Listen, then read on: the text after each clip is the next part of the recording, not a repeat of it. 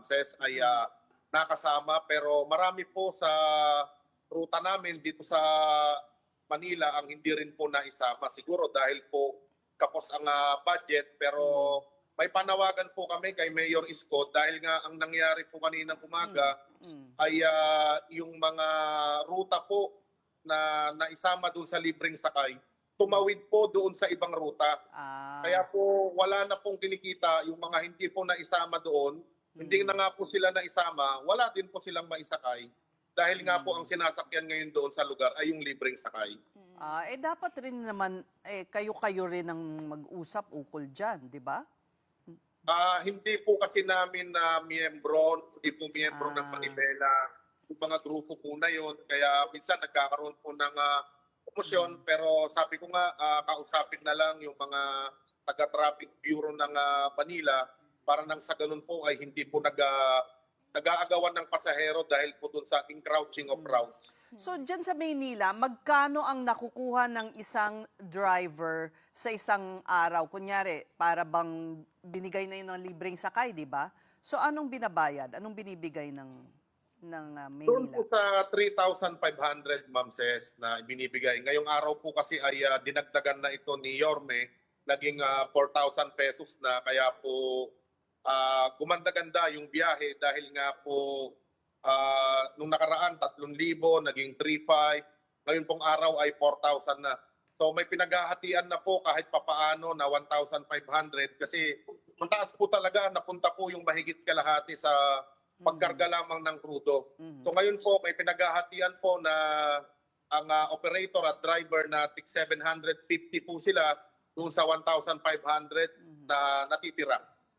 So, ang ganitong sistema ay pwedeng gawin ng LTFRB dun sa sinasabi nilang magsisimula sa April 15? Opo, Ma'am Ses, kung makakasama po lahat ng ruta na papasok sa libreng sakay, maganda po sana at mababayaran on time.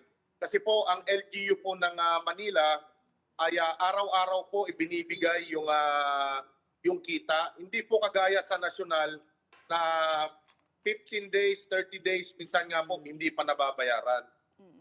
Sana kung ipatutupad yung libreng sakay sa April 15 ng national government, ng DOTR at LTFRB, sana po makasama lahat at mabayaran po on time. Kasi po kung hindi po kami mababayaran on time, saan naman din po kami kukuha ng ipang-aabono doon sa mga gasolinahan. Buti po sana kung pauutangin po kami ng mga gasolinahan ng krudo araw-araw sa loob po ng isang buwan. At ilan po kaming mga unit na pauutangin din po nila kung sakali. So Mar, may konting linaw ba ang nakikita ka sa sitwasyon ninyo ngayon? Wala po akong nakikitang malinaw pa na direksyon, Ma'am Ses, kung ang pag-uusapan ay galing sa national government.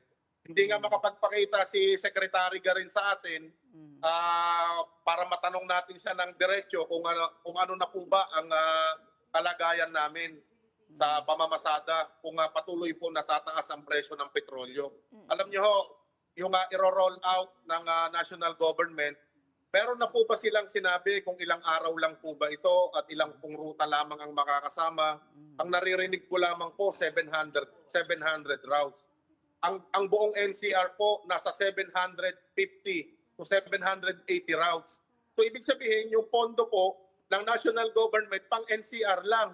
Paano po yung mga nasa probinsya?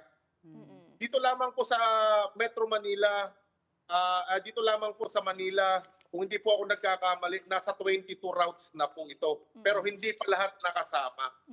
Actually, sinabi kanina doon sa report, Kamar, na nasa 15 to 20,000 units yung makakasali dito sa service contracting. Pero aminado din naman ng LTFRB na baka hanggang isang buwan lang abutin yung kanilang budget. Pero ito, paglilinaw lang din, Mar, kasi ang sabi ng LTFRB, hindi naman libreng sakay dahil papayagan pa rin naman daw ang mga tsuper na mangolekta ng pamasahe sa mga pasahero. Bukod pa yan sa babayaran nila na per kilometer sa inyo. Malaking tulong ba yun or may mga concern pa rin kayo? Opo, makulit, malaking bagay po sa atin yung ibibigay sana na programa. Kaya lang ho, kung net service contracting po ang tawag po doon na maniningil pa rin kami. So sana maging malinaw po kung ano po talaga yung ilalabas nila na programa, kung gross ba, kung net, at ilang kung 15,000 units lang po talaga, wala halos wala pa po sa 10% ang makakasama pala doon sa service contracting. So nakakalungkot na ngayon pa lang nagbibigay na sila ng figures kung ilan po ang makakasama.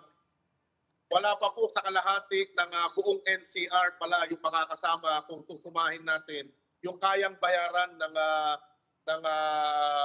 LTFRB. Kung ganun lang din po pala na net service contracting, bakit hindi pa lahat isama?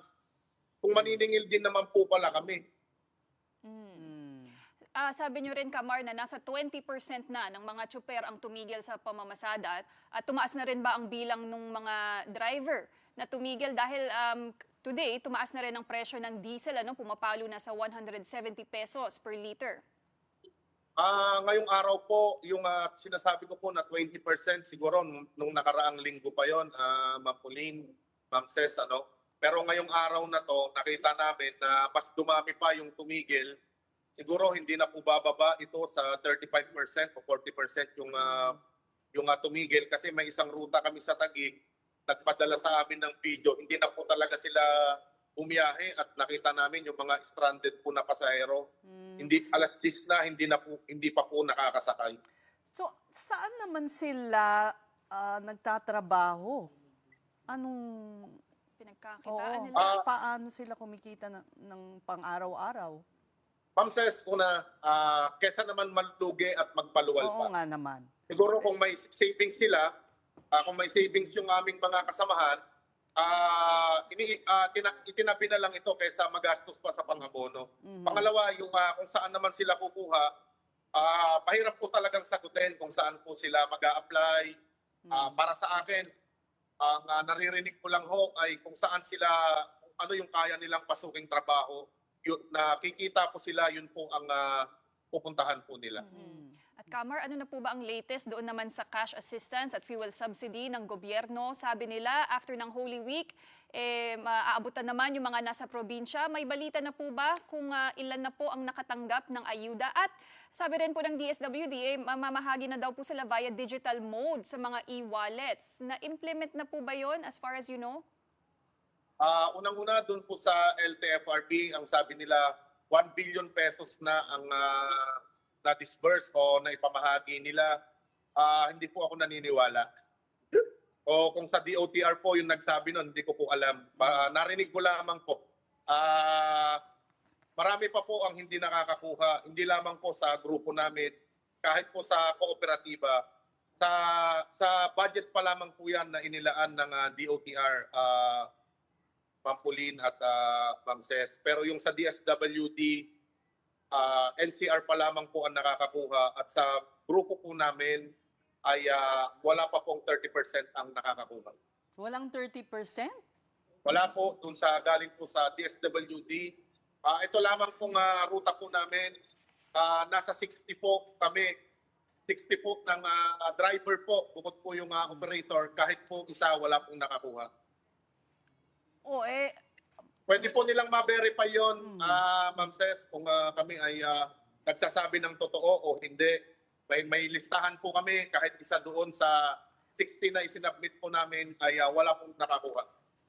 Bakit ganon? Hindi nyo ba inireklamo yan? Hindi ba pwedeng tumugon ba ang LTFRB sa reklamo ninyo? Ma'am Ces, pagkaiba po kasi yun sa DSWD, wala din po kasi kaming direktang contact kaya Secretary Rex Gatchalian ng DSWD. Nakapokus siya doon sa mga riders at saka doon sa nagbabangayang mga TNC ng TNBS. Hindi po kami nakumusta bilang mga driver po ng Jeep at UB Express. Ang gulo naman. So ano ba? Walang sistema? Wala bang master list ng lahat ng mga driver, transport workers? Mukhang ngayon pa lang sila nangangalap, Ma'am Ces. Ang napansin lang namin na ginamit dun sa LGU na pamimigay, yung distribution sa LGU, karamihan po doon panahon pa ng pandemic yung mga listahan. Eh, So paano naman, marami doon ang wala na, pero hindi namin din alam, hindi rin naman kami sigurado kung yung mga wala na sa listahan na yun na-cross out ba na naisama doon sa bilang na nabigyan.